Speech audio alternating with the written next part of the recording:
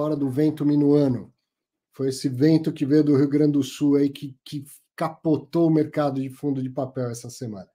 Primeiros fatos relevantes da semana em relação a isso, no dia 28 teve o Tordesilhas EI, que é o TORD 11, administrado pela Vortex, gerido pela R Capital, e que tem 109.042 cotistas, e também o Hectare CE, que é o HCTR 11, administrado pela Vortex e gerido pela Hectare. Esse fundo tem 211.075 cotistas. Os fundos soltaram exatamente o mesmo fato relevante, praticamente. Quando tiver algo diferente, eu vou mostrar, tá? Aqui era igual. Quem soltou o fato relevante claramente foi a administradora, a Vortex, dizendo: foi publicado um fato relevante referente ao fundo Serra Verde, que a gente até mostrou que está entre os com menos 10 mil cotistas, que menciona a decisão da segunda vara judicial lá da comarca de Gramado, no Rio Grande do Sul, nos autos de ação cautelar em favor da Gramado Parques Intermediações SA, que é a GPK, e outras requerentes.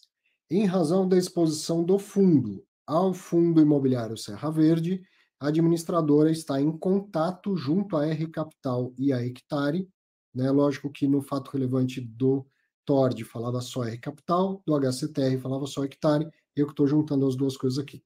Então, em razão da exposição do fundo ao Serra Verde, a administradora está em contato junto à R Capital e à Hectare, na qualidade de gestora contratada pelo fundo, de modo a acompanhar os desdobramentos do fato. Então, primeiro foi isso, a notícia que a gente ficou sabendo originalmente, acho que pelo Valor, que as empresas desse grupo Gramado Parques conseguiram umas decisões na justiça. Bom, primeiro, as empresas estavam em atraso, não estavam pagando nem os CRIs, nem um monte de credor. E aí elas entraram na justiça e conseguiram, em primeira instância, barrar a execução das garantias, os pagamentos em si e a execução das garantias. Conseguiram 60 dias de um prazo que eles não precisariam pagar o CRI. E também que impedia a securitizadora de executar as garantias. Uma das garantias da securitizadora é justamente as cotas da empresa, então ela poderia se tornar ali dona da empresa. Essa situação toda, acho que a gente vai discutir um monte, ainda mais estando aqui o Leandrinho e o Nod, e eu vou também, né, eu sempre me preparo para estar sozinho aqui, quando aparece alguém acho ótimo, mas o que eu já tinha para falar tem uma parte ruim, que é a parte fática, que é a parte do fundo do CRI dando pau e tal, que é da vida, mas tem uma parte boa, que está sendo o teste das garantias, e esse negócio está funcionando pra caramba. Esse primeiro fato relevante, né, como a gente está fazendo uma retrospectiva da semana, eu já tenho um spoiler para te dar. Essa decisão caiu. Mas antes que você saiba disso, é como se a gente estivesse vendo um fato relevante de um inquilino de um fundo de tijolo com um contrato atípico entrando na justiça e reclamando do contrato atípico e querendo mudar as regras. Foi isso. Né? O CRI é arriscado pra caramba, esse caso aí? High yield, arriscado. Compra quem quer, assume o risco quem quer e tal. Se é arriscado, a probabilidade da problema é maior, não é certeza de problema, é uma probabilidade maior, e o problema aconteceu. Maravilha. Uma vez que o problema tenha acontecido, o que tem que acontecer em seguida? Garantias. Se tem garantias, tem que ir atrás das garantias, certo? E aí, nesse caso, as garantias estavam sendo lá aplicadas, o devedor entrou na justiça, conseguiu, em primeira instância, suspender todas as garantias. Aí passa a ser um problema que não é mais do Fundo Serra Verde, do DEVA, do HCT, começa a ser um problema da indústria. Opa, se essa moda pega, qualquer devedor de CRI vai lá entrar na justiça e suspende as garantias. Quer dizer que eu não invisto em high yield, para o meu perfil, não me interessa, mas eu invisto em high grade. E aí aquele gestor do high grade que eu confio, que eu vejo que o cara senta na mesa para negociar e pega até a cueca do dono do empreendimento e tal, pega um monte de garantia, aí é só esse cara entrar na justiça e ele suspende as garantias? Putz, então aí foi ruim para todo o mercado. Bom, 2 dias depois, cai a decisão, a garantia é executada. O devedor continua sem ter dinheiro para pagar, provavelmente, se não conseguiu pagar, acho que vai continuar tendo dificuldade, dando dor de cabeça para pagar, mas não no sentido de falar, olha, esquece as garantias, vamos rasgar tudo isso. Isso não.